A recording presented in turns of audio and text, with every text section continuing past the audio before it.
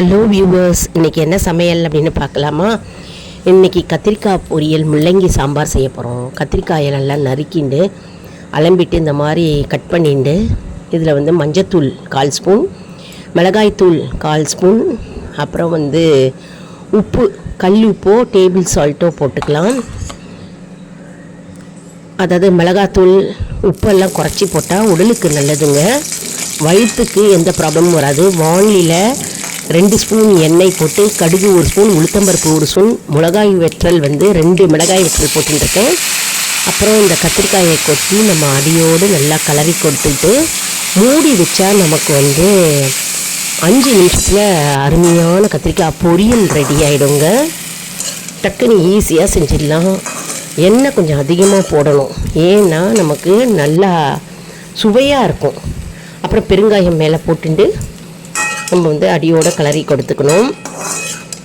இந்த வீடியோ வந்து பேச்சுலர்ஸ்க்கு ரொம்ப யூஸ்ஃபுல்லாக இருக்கும், ஹாஸ்டலில் தங்கி படிக்கிறவங்க, வேலைக்கு போகிறவங்க. அப்புறம் இஞ்சியை தோலை சீவி நம்ம வந்து இந்த மாதிரி இடிக்கல்ல நச்சுக்கணும், அதாவது இடிச்சுக்கணும்.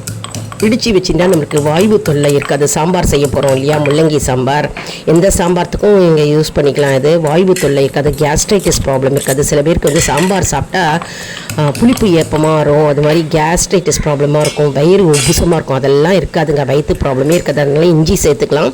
முள்ளங்கியை ஸ்கொயராக நறுக்கி போட்டுட்டு நம்ம வந்து அதில் தண்ணி ஊற்றி ஒரு பாத்திரத்தில் மஞ்சத்தூள் 1/4 ஸ்பூன், பெருங்காயம் 1/4 ஸ்பூன், அப்புறம் கல்லுப்பு தேவையான அளவு போட்டுண்டு நம்ம வந்து இஞ்சி இருக்குது இல்லையா, அந்த இஞ்சியும் தூக்கி அதில் போட்டுண்டு மாங்காய் கட் பண்ணி வச்சுருக்கோம், அந்த மாங்காயும் நம்ம சேர்த்துக்கலாம். ரொம்ப எக்கச்சக்கமாக சூப்பராக இருக்குங்க, அட்டகாசமாக இருக்கும். புளி கரைச்சல் தூக்கி போட்டுக்கிறோம்.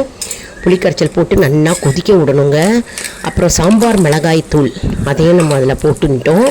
எல்லாம் போட்டுன்னு வச்சு கொத்தமல்லி கருவேப்பிலையும் இருந்தால் தூக்கி போட்டுக்கோங்க. அதில் இப்போ அருமையான கறி, அதாவது பொரியல் ரெடி, கத்திரிக்காய் பொரியல் ரெடி. இப்போ சாம்பார் கொதிச்சின்னு இருக்கு பாருங்கள், முள்ளங்கி மாங்காய் இஞ்சி சாம்பார் கொதிச்சின்னு இருக்கு, அட்டகாசமாக இருக்குங்க. நல்லா கொதித்த உடனே குக்கர்லேருந்து இறக்கி வச்ச அந்த பருப்பு, வேக வச்ச துவரம் பருப்பை வந்து நல்லா கரைச்சி இதில் கொட்டிக்கணும். கொட்டிட்டு ஒரு கொதிக்க வச்சுட்டு அப்புறம் தாளிப்புக்கு வந்து கடுகு, சீரகம் 1/4 ஸ்பூன், வெந்தயம் 1/4 ஸ்பூன், மிளகாய் வற்றல் 2 மிளகாய் வற்றல் கிள்ளி போட்டுக்கணும். நல்லெண்ணெய்லையோ இல்லை நெய்லியோ தாளித்து கொட்டினா நல்லா அருமையாக கம்மன்னு இருக்குங்க. தாளித்து கொட்டி இதில் சாம்பாரில் சேர்த்துக்கணும் கடைசியில்.